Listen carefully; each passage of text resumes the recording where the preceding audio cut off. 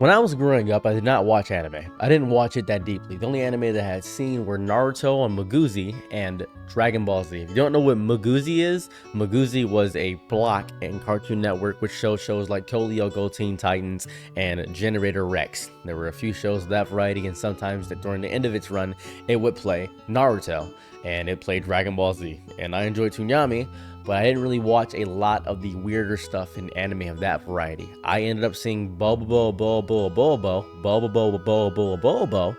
I ended up seeing that later in life. So I didn't really have the strong narrative of anime ingrained inside of my nostalgic brain. I didn't really get the joy of having that. So later in life, I decided, after surviving a disease that ravaged my body, I decided to sit down and actually watch all the anime I missed. IGPX, Mare, Rave Master, Fairy Tail. I watched a long cavalcade of anime, the melancholy of Haruhi Shimazu, all these other things. My name is Sakamoto. There's so many anime that I watched, all these 24 episode animes. Some were 12 episode animes. I watched a lot of shows, and I started reading a lot of manga. I started to read Vagabond, Berserk, I started to read Vinland Saga, I read Toriko. I just started to read and watch a lot of anime and manga because I was ingrained inside of the world. So I got a higher tier of some shows that were really good and some shows that were derivative nonsense. Sword Art Online, I never understood that. I think it's a great starter anime for some people, and I didn't really grasp that. Why am I going on this tangent about anime? Why am I talking about these specific narrative derivative things? Let me explain something to you right quick. Demon Slayer is a horrible show. I think Demon Slayer, on all of its laurels, has the worst story of all time. I think the story is contrived. I think the narrative points don't work. I think Zenitsu is annoying. I think Inosuke is a bit too much, sometimes super funny. I think that Tanjiro was too good of a character. And I say this with my whole chest when I tell you this, after pointing out a lot of his flaws, and I understand the narrative hate. I understand the hate of season 3 and how it didn't have anything spicy to it. I think Demon Slayer is the perfect anime. I think Demon Slayer is the greatest thing to ever happen to shonen anime, simply for the fact of the matter that a few years back I was on Twitter and saw that Demon Slayer was trending worldwide. It messed me up deeply. I didn't know what was going on. Demon Slayer, I was so scared because I thought that we had actually discovered demons and some guy was going around and actually slaying them. I said, oh my god, we're actually discovering demons. And then I saw season 1, discovered that, oh, maybe this is an anime of some sorts because I had not heard of Demon Slayer. So I look it up and it's just a scene of Tanjiro with a broken sword fighting against a lower moon, and I didn't understand what was going on. So I decided to watch the first season and it sucked. Oh my god, it was horrible. The animation was beautiful, crisp, clean cut, but it was just the same plot points. Didn't understand what made this anime so much different than the other anime, and I discovered something amazing about it. It was the animation. It was just the animation. It was the animation that carried this entire show, and I was so happy.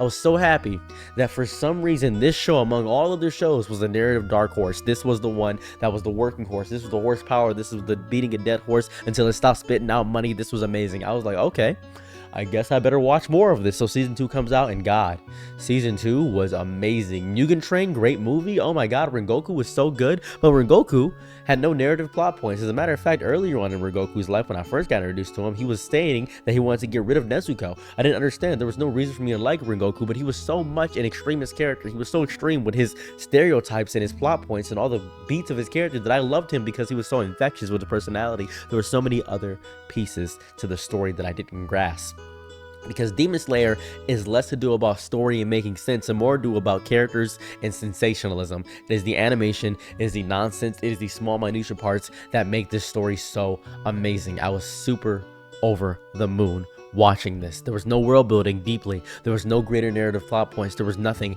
extra. I want to ask you a question. This is very important. What are the ranks of the Demon Slayer Corps? Do you know what rank Tanjiro, Zenitsu, and Inosuke are? They're not Hashira rank. You probably only know the Hashira rank. That's probably all that you know. Did you know there are about 9 Demon Slayer ranks? There are 9 Demon Slayer ranks. As a matter of fact, they're on the screen. We meet no one below a Hashira, like just the rank below a Hashira, in the entire story. There's not a single person we meet. As a matter of fact, I'm not even sure if they exist.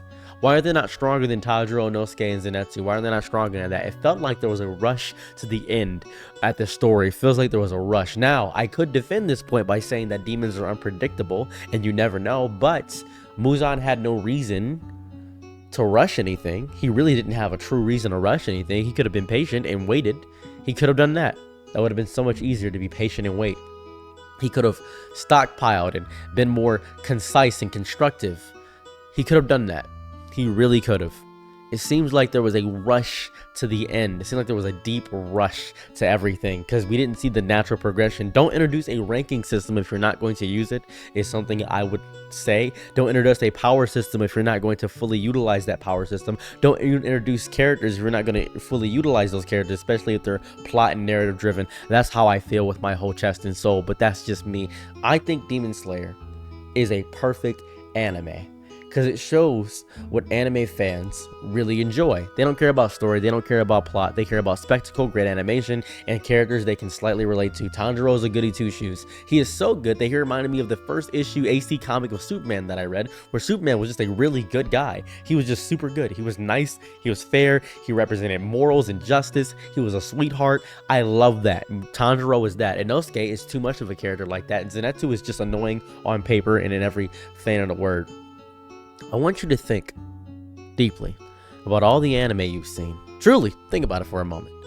Think about all the anime you've seen. Think about all the shows you've watched. Think about the narrative plot points, the plot beats that make those shows great and amazing.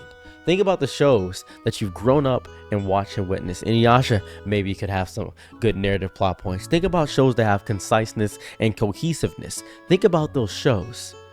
Think about shows that got canceled despite having so much setup and build up, and despite the fact that they were canceled, they have amazing things. Gravity Falls was accidentally amazing. One Piece has great story and world building. The first part of Naruto is one of the greatest rushes of anime I've seen in quite some time because it set up so much and so much narrative payoff was happening, but sadly it was a story about Naruto and not about Rock Lee or Neji or Hinata or Gaara. It wasn't that, but there's so much build up inside of these shows that create greater narrative plot points within that. Demon Slayer sets up so much. Demon Slayer is nothing but setup, and narrative payoff doesn't really come off that really deeply. It really doesn't. It rushes to its end goal. It doesn't care about the journey, it cares about the end result, it cares about the spectacle. And I think that's amazing. I think that's what makes Demon Slayer so good. I think that's what makes Demon Slayer lovely. Because the story is a backseat. It wants you to feel bad about his characters. It wants you to feel deeply, so deeply bad about all of his characters without actually building up the bad things and making them actually care about the character arcs of the characters. And that's good to me. Why is that good to me? Because that is what it takes to be popular. This mindset is the same exact mindset that when people say, well, I don't want to listen to the deeper meaning of the lyrics, I just want pop music. Demon Slayer is the pop music of anime. Is what it is. Demon Slayer is what the masses deeply want. They don't care about the narrative, creative arcs of certain characters. They don't care about that. Zenitsu's annoying, and he likes Nezuko. Nezuko is sweet and nice and a small bean, and you can market her. She's marketable. Tanjiro is a goody two-shoes. Rengoku is determined and fierce. They become so much of that one character trait that their entire character is that character trait, and that makes sense considering it's the same group of people that love Demon Slayer that think that their entire personality is their mental illness. Yes, I'm calling you out, by the way. I am calling you out. If you think that, I'm calling you out. There'll be another video about this, by the way, if I had not already posted it. To think that your entire personality is your mental illness is psychotic, by the way. But it makes sense because that's relatable. That's relatable to them. Because these characters, whose narrative entire arc is they will never get to the end conclusion of anything slightly good, gives faith that there is an easy solution out. It gives faith to the masses, and that's why Demon Slayer is popular, because it doesn't care about nuance. Muzan is evil, that is it. This person's evil, that is it. And it tries to put nuance into these stories by giving these characters a deeper backstory. Yes, I've ate 10 million people and I destroyed everybody. But, Tanjiro, you're crying? Shows me that you care. I think I'm going to change my ways a little bit. That is insane.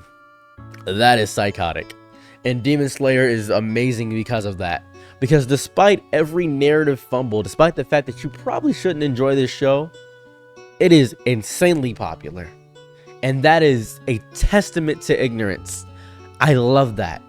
I am so proud of the show because I love Demon Slayer. I want to point this out. I'm actually going to watch every single piece of media Demon Slayer related. I watched the movie 5 times. I enjoyed the Entertainment District. I watched that whole arc 4 times.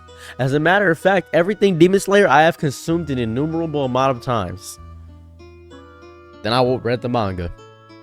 I read the manga and got sad and angry, and it messed me up, and I didn't feel like I was actually watching or reading a story. The art is horrible in the manga. If you ever never read the manga, don't. Just stick to the show. I've never said that about anything in my entire life. Any anime, I always recommend you should probably read the manga to get the author's original intent. Nope. Don't do that. With Demon Slayer, avoid it at all costs. With Demon Slayer, only, and I mean only, consume what is directly shown to you in the anime. Trying to get deeper understanding cohesiveness throughout the manga is worthless. I read the manga of Demon Slayer and came out with less knowledge than initially coming into the anime. It is the worst piece of actual gobbledygook that I've ever watched, ever. It sucks. It's horrible. Don't do it. Do not do it. However, the anime is really good. Demon Slayer is a perfect subversive piece of amazing entertainment that sucks deeply. That is the nuance of this show. It is pop music for the masses, and I'm so happy that it exists, because it shows me that people don't care about the deeper minutia. They don't care about the deeper narrative. They just want spectacle, and that makes me happy. I love people.